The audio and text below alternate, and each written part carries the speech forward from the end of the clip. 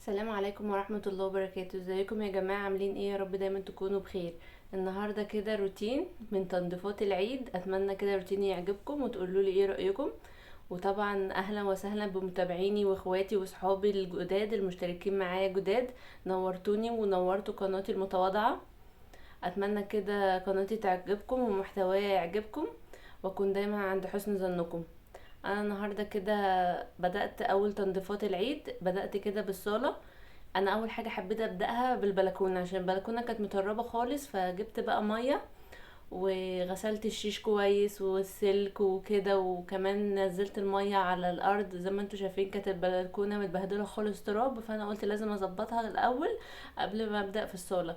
يعني احنا متعودين لما بننضف بنبدا من بره لجوه، ما ينفعش نبدا من جوه لبره عشان اللي احنا عملناه جوه نيجي بقى نعمل تاني من بره، التراب بتاع بره هيدخل على جوه وهيبهدل كل اللي احنا عاملينه خالص. فاهم حاجه قبل ما تبداي لازم تبداي من بره. يعني زي ما أنا بعمل كده، بدات من البلكونه وكبيت ميه في الارض ومسحتها بالمساحه. ما حبيتش بقى اكنس بقى وتراب وعفر الدنيا اكتر، فايه انا حبيت بقى الميه اللي هتنزل من الشيش هتنزل على طول في الارض، وكبيت كمان ميه من الجراكن في الارض ومسحت بقى بالمساحه ونزلت الميه كلها وخليت البلكونه زي ما انتوا شفتوا كده بقت نضيفه وجميله. وكان الوقت ده كان الوقت حلو قوي الصراحه، كان الساعه 7 الصبح والشمس بصوا كانت طالعه وداخله كده كمان على الانتريه. كانت شمس حلوه قوي وسبت البلكونه فتره طويله مفتوحه عشان قلت ايه اعقم كده الصاله واعقم الانتريه. يعني الشمس كان محطوطه على الانتريه فقلت الانتريه يتعقم بقى وكده. وانا بقى ايه عامله تنظيف عميقه، فشلت بقى الكنبه، شلت الجزء اللي فيه عشان انفض من تحت. برضو مهما كان بيبقى فيه تراب فيه حاجه مثلا كده، فلازم نشيل من تحت وننفض كويس عشان تبقى الدنيا نظيفه. فانا بقى لما نفضته كده رجعت مكان الحاجه تاني ورصيت المخدات زي ما كانت.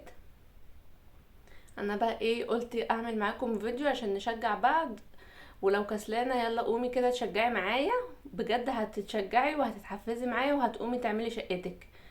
فانا بقى كنت خلصت الانتريه تنفيض وكده ورصيت المخدات، بقى جيت على المكتبه قلت المع بقى كل حاجه. مسحت المكتبه كويس جدا، ومسحت كمان التحف اللي على المكتبه، مسحتهم وعقمتهم كويس، وبعد كده رجعت رصيتهم تاني زي ما انتوا شايفين كده. وهنا برضو شلت الحاجه ومسحت المكتبه كويس. اتمنى كده روتيني يعجبكم وتقولوا لي ايه رايكم. وكمان بقى جيت على الترابيزه ومسحتها بالجلانس ومسحتها كويس جدا، وبرضو الخشب بتاع الانتريه والخشب الترابيزه مسحته برضو بالمورال. بس مش عارفه الحته دي متصورتش معايا، بس انا يعني ظبطت الشقه وكده بقى تنظيفه عميقه. يعني احنا تنظيفه العيد فلازم نظبط الدنيا. ما تنسينيش بقى لو الفيديو عجبك، ما تنسينيش تحطي لي لايك وسبسكرايب وتفعلي زر الجرس ليصلك مني كل فيديو جديد بنزله. وهنا بقى جيت على البار شلت كل حاجة من عليه ومسحته الاول بالفوطة عشان لو في تراب بمسح الاول بالفوطة، وبعد كده برش الجلانس وامسح كويس. وبرده جسم النيش وكده والبار مسحته كويس جدا. يعني انا صراحة ما كنتش محتاجة ان انا اطلع الحاجة من جوه النيش واغسلها واعملها، عشان كنت من قريب برضو كنت عاملة التنظيفة دي من جوه. ف... فالكاسات والاطباق والحاجات نضيفة، فانا ما حبيتش بقى اطلع وكده فعملت بقى من بره. وهنا برضو لمعت الفازات ولمعت الشموع والبرواز بتاعي بتاع فرحي والالبومات بتاعه الفرح بتاعتي برضو لمعتها كويس جدا، ورجعت رصيتها تاني. والسفرة برضو لمعتها كويس. يعني أنا خلاص ان المفرش قربت اشيله، يعني ممكن اشيله بكره كده او بعده. خلاص بقى كل سنه وانتم طيبين، وربنا يعود رمضان علينا دايما بالخير يا رب، ويجعل كده عيد فطر سعيد علينا وعلى الامه الاسلاميه جميعا. وهنا بقى كنت مسحت السفرة ونفضت الكراسي كويس جدا وحطيت بقى الفانوس. خلاص بقى بنودع رمضان. بجد كانت ايامه حلوة قوي وجرى مش عارفة جرى بسرعة قوي، يعني ربنا يعودوا علينا دايما. وهنا بقى جيت على الجزامة ومسحتها كويس برضو بالفوطة عشان التراب كده. بعد كده برش الجلانس ومسحت التليفون الارضي والراوتر والمرايات بتاعت الجزامة برضو مسحتها. وبرضو الجزامة من هنا نفضتها كويس جدا ومسحتها. طبعا بقى ايه انا ببدأ من بره من البلكونة وكده ولمع، وبعد كده بقى احرك الانتريه واكنس لازم بقى لازم اكنس من تحت الكنب وكده عشان ايه تنظيفه عميقه. فلازم اظبط يعني كنست، مش عارفه انا مش عارفه التراب ده جاي لي منين. هو انا عشان الدور الاخير فبيبهدل لي الشقه كلها تراب، بلاقي تراب كتير كتير يعني. فكنست كويس بقى. انا ما حبيتش بقى اجيب المكنسه الكهربائيه، فقلت بالمكنسه العاديه كده كنست الصاله كويس جدا. يعني انا قلت مش محتاجه بقى ايه، وكنست كويس. قلت مش محتاجه المكنسه الكهربائيه. وبرده الفازات الزرع معايا برضو نفضتها ومسحتها كويس جدا برضو. انا صراحه ما بحبش اطول عليكم الفيديو عشان ما تزهقوش وتملوا، فباخد معاكم مقتطفات وانا بكمل. طبعا احنا بقى كلنا ستات بيوت شاطره بقى وبتعرف تنظف اكيد يعني، فانا باخد معاكم مقتطفات. يعني ايه، بحب كده نشجع بعض ونحفز بعض عشان لو اي حد كسلان نقوم كده نشجع بعض. اتمنى كده تكون روتيناتي بتعجبكم واكون بشجعكم. وبرده جيت على الكلام ده برضو الكنبه التانية شدتها كده وكنست كويس جدا من تحتيها.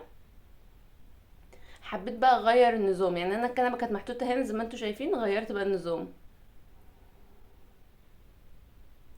في الشكل النهائي هبقى اوريكم وتقولوا لي ايه رايكم برضو. شلت بقى كل حاجه وشلت الكراسي بتاعه الترابيزه والبساكت كلها، برضو البساكت اخدتها وغسلتها كويس جدا ورجعت حطيتهم تاني. وكنست الارض كلها زي ما انتم شايفين كده. فانا ايه، حبيت اعمل نظام جديد واغير كده. بحب الصراحة كل فترة اغير في شكل الصالة، مثلا في الاوض برضو نفس الكلام. بحس كده بحب التغيير، يعني بحس ان عيني عايزة تاخد تغيير شوية، ما يبقاش كل شوية هو الشكل، فبحب اغير. فانا بقى شلت الكنبة من هنا وحطيت مكانها كرسيين. في اخر الفيديو باذن الله هوريكم الشكل وتقولوا لي ايه رايكم، يعني لو حلو قولوا لي تمام. وحطيت برضو الترابيزه في النص بقى. انا شلت كل السجاد، شلت كل السجاد صراحه. الجو عندي بقى حر قوي، وعشان كمان انا اخر دور فالجو بقى حر، فشلت كل السجاد وما سبتش غير سجاده واحده بس في الارض. انا قلت برضو عشان لو بنوتي بتطلع وكده يعني ما تزحفش برضو على الارض كلها عريانه. وهنا بقى جبت المساحه ومسحت الارض كلها، ما سبتش فتفوته في الصاله غير ومسحتها. وبرضو تحت الكنب مسحت كويس جدا، وكنت غاسله المساحه بالديتول، فخليت بقى الشقه كلها معقمه كده بالديتول. طبعا عشان احنا عارفين لما يبقى عندنا اطفال لازم نمسح الارض كويس قوي بالديتول، عشان برضو لما بيزحفوا وكده يعني ايديهم ما تاخدش اي حاجه. يعني ربنا يحفظ اطفالنا جميعا يا رب، ويرزق اي ام يا رب بالذريه الصالحه. مسحت بقى الشقه كلها بالمساحه وظبطتها كده وبقت نضيفه وحلوه. وبعد كده بقى هجيب السجادة واحطها، يعني هي دي السجادة الوحيدة الصراحة اللي سبتها في الصالة. قلت خلاص بقى كفاية سجاد كده عشان الجو بقى حر قوي. وبس بقى، هو ده كان شكل شقتي النهائي. اتمنى كده روتين النهاردة يعجبكم زي ما انتوا شايفين. اتمنى روتين يعجبكم وتقولوا لي ايه رأيكم. وكمان عطرتها بالمعطر. تنسينيش بقى في اللايك والسبسكرايب وتفعيل زر الجرس ليصلك مني كل فيديو جديد بنزله. وبس كده، اتمنى فيديو النهارده يعجبكم ومع السلامة.